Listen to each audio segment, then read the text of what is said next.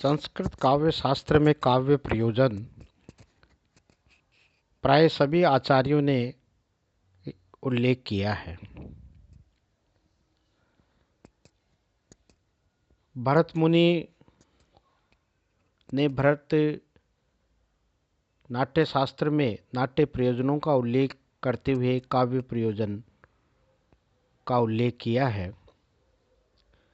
ये नाट्य शास्त्र दुखों से, श्रम से और शोक से पीड़ित लोगों को इस संसार में सुख प्राप्ति का साधन होगा। स्पष्ट है कि भरत मुनि जनहित को नाट्य या काव्य का प्रयोजन मानते हैं। इसी प्रसंग में इन्होंने कुछ और प्रयोजनों का भी उल्लेख किया है। आचार्य भामह भरत मुनि के पश्चात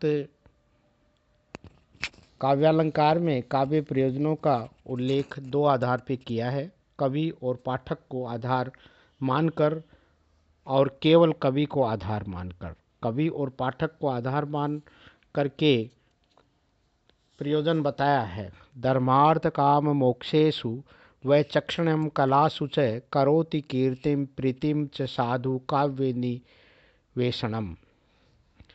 आचार्य दंडी ने काव्यादर्श में काव्य प्रयोजनों का स्पष्ट उल्लेख नहीं किया, किंतु वाणी की महत्व का विवेचन करते हुए इन्होंने लिखा है कि शब्द तीनों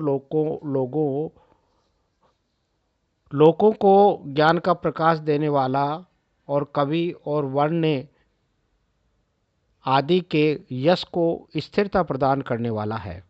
वामन आचार्य ने भी काव्य प्रयोजन पे वर्णन करते हुए लिखा है कि एक है प्रीति आनंद साधना जो दृष्टि प्रयोजन है, दूसरा है कीर्ति जो अदृष्ट प्रयोजन है। आचार्य रुद्रट ने काव्य प्रयोजन पर अपेक्षाकृत अधिक लिखा है। उनका मत है कि कवि सरस काव्य करके महापुरुषों के यश को कल्प कल्पांत तक स्थायी बना देता है, जो इस बहुत बड़ा उपकार का फल है, जिसका पुण्य फल निसंदेह स्थायी बना देता है, कवि को प्राप्त होता है। इतना ही नहीं, स्वयं भी उसका यश कल्पांत तक स्थायी हो जाता है और उसे आनुषंगिक फल अनर्थ का नाश करने वाले धन आदि के रूप में भी प्राप्त हो जाता है। वस्तुतः जिस प्रकार सागर की मणियों की गणना करना असंभव है, उसी प्रकार रुद्रट के मत से समस्त काव्य प्रयोजनों को गिनना भी संभव नहीं है। आनंदवर्धन ने, जो ध्वनि प्रस्थापक हैं, काव्य प्रयोजनों का यद्यपि पृथक से उल्लेख नहीं किया, तथापि ध्वनि सिद्धांत की स्थापना के प्रसंग में उन्होंने संकेत दिया है, तेन ब्रूमः स हृदय मनः प्रीतये तत्स्वरूपम।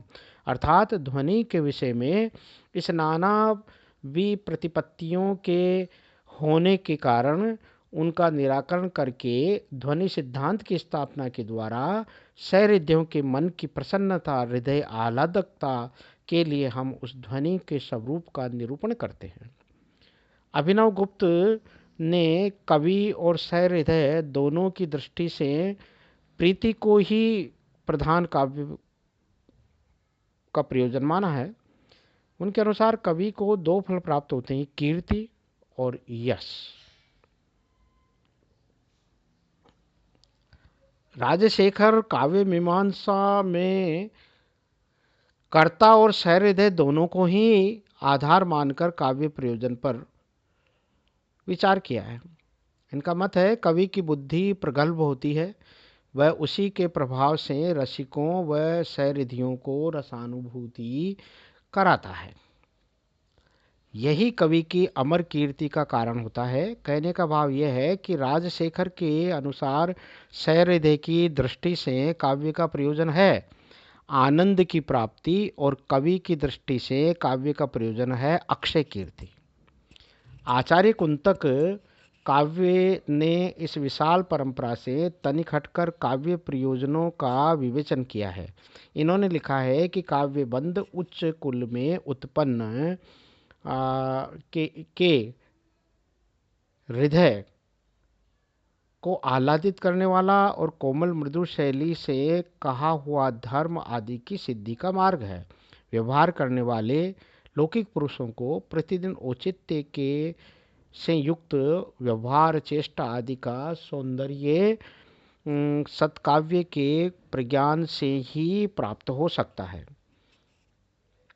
काव्यामृत का रस उसके समझने वाले सहृदयों के अंतःकरण में चतुर्वर्ग रूप फल के आस्वाद से भी बढ़कर चमत्कार उत्पन्न करता है।